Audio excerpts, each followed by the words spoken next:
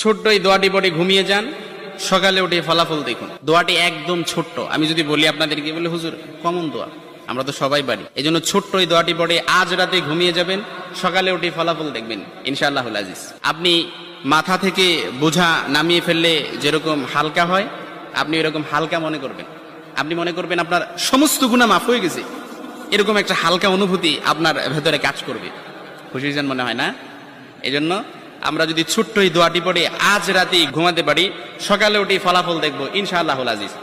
আমি যদি আপনাদেরকে হাদিসের টেক্সট শোনাই, হযরত যায়েদ রাদিয়াল্লাহু তাআলা আনহু থেকে বর্ণিত, রাসূল সাল্লাল্লাহু আলাইহি সাল্লাম বলেন, হাদিসের স্পষ্ট নারেশন হচ্ছে, যে ব্যক্তি রাত্রিবেলা 3 বার এই দোয়াটি পড়ে ঘুমিয়ে যাবে, সকালে উঠে আল্লাহ তাআলা তার সমস্ত গুনাহ মাফ করে দিবে।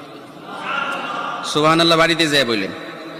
এই জন্য আজ রাতেই যদি এই দোয়াটি পড়ে ঘুমাতে পারেন, সকালে উঠে ফলাফল দেখবেন ইনশাআল্লাহুল আজিজ।